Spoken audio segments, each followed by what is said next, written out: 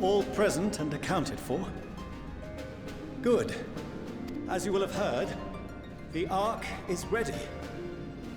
All that remains is to board and be on your way. I've seen my fair share of tight schedules, but this was bloody murder. But we did it. We finished the ship. It's safe, fit for purpose, and looks good to boot.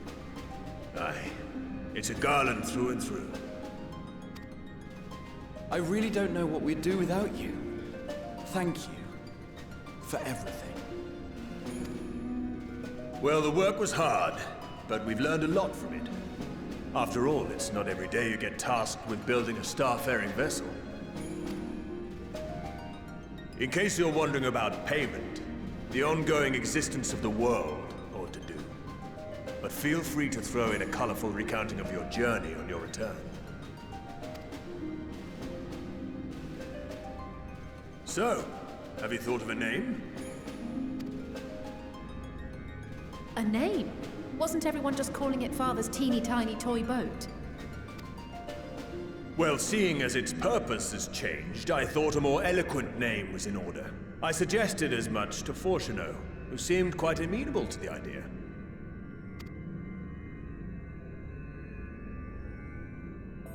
As you know, this vessel is the culmination of heretofore unprecedented collaboration. And though said collaboration is owed to the Scions, there is another whose noble deeds made our work possible.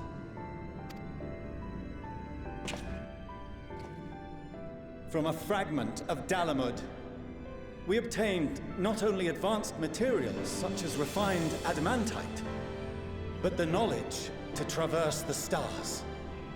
And this fragment would not have found its way to us had the Archon Louisois not fought to protect this world, and in so doing, laid down his life.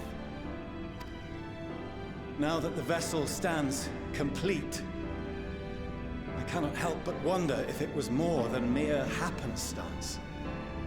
If it was my father's intention to guide us here.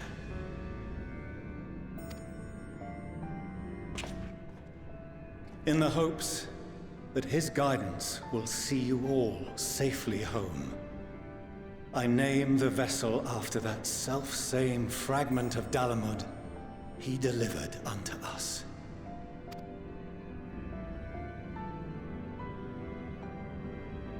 The Starship Ragnarok.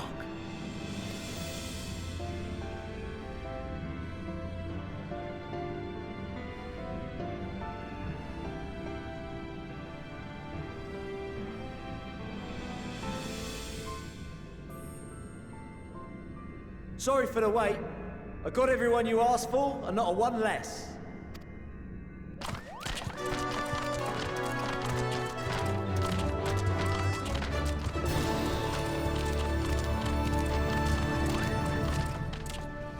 What are you all doing here?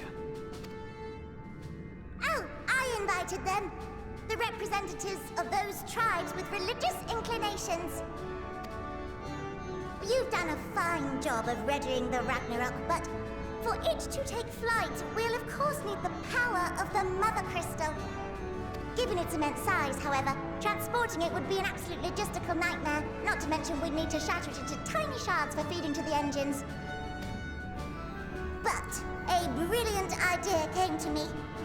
We convert the crystal's energy into forms that can transport themselves!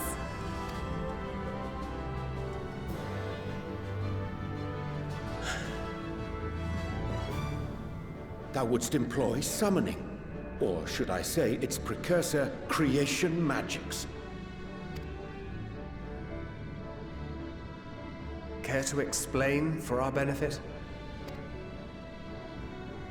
As you may have witnessed at Bestway's Burrow, the Loperids are capable of creation magics, which they use to shape the moon's environment. Yet simple though they make it seem, 'tis a highly advanced and exacting art. To perform it correctly requireth that the wielder holdeth the object in his mind's eye in clearest detail. Hence the ancients' meticulous management of concepts. Drawing upon this art, the Ascians conceived of summoning as we know it. A derivative that replaceth the complexity of concepts with the simplicity of zealotry to make manifest a creation. I see. By combining the Loperit's magics and the tribe's faith, we convert the Mother Crystal into primals of purer form and greater obedience. Summoning as it was intended, one might say. Indeed! Indeed! While Heidelin gave us the ability to use creation magics, she forbade us from using it to make anything possessed of a soul, or similar. She didn't say anything about fulfilling the desires of others, though. So, borrowing our friend's faith, we'll create deities using the Mother Crystal's power and send them to the Ragnarok! Am I the only one here concerned about the risk of being turned into a tempered minion? Oh, right, I was getting to that. From what I've read in Sharlayan tomes, it appears the Ascians incorporated an additional nasty element into their summoning method. The fervent desire to assimilate others into one's belief. Beings thus created are instilled with the self-same desire and use their powers to enthrall people, starting with the summoner. In contrast, our creation magics, the original and the best, except no substitutes, don't incorporate any of that rubbish, so there's no risk of tempering. I mean, if the being was on the scale of Zodiac, you might feel a little tug, but I think we'll be safe enough.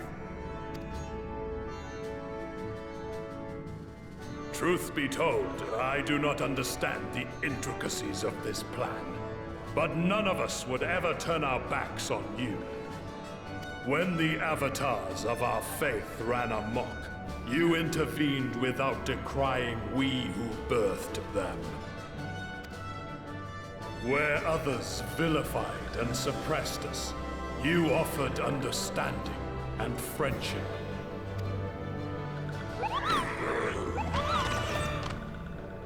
In gratitude, we will share with you the true expressions of our gods. Not malevolent deities, but benevolent saviors. Alright, you lot, we're heading to the ethereal sea. Stay in sight, else you're liable to get lost. Lead the way!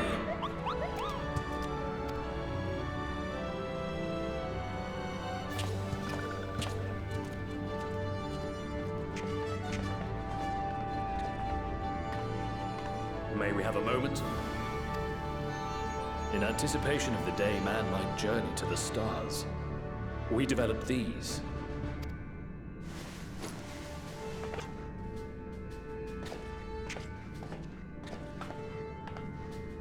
Portable teleportation devices. One for each of you, designed to work in tandem.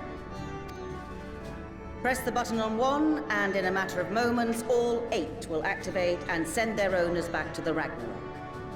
There is no telling what hazards you may encounter. If you find yourself separated or lost, please do not hesitate to use them. Be safe, all of you, and come back.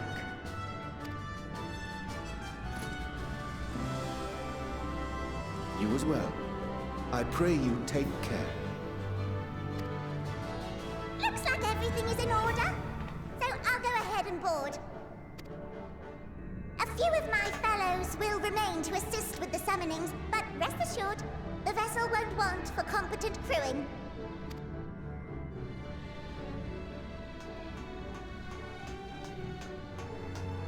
If you are ready, then you should board as well. Go, and Godspeed.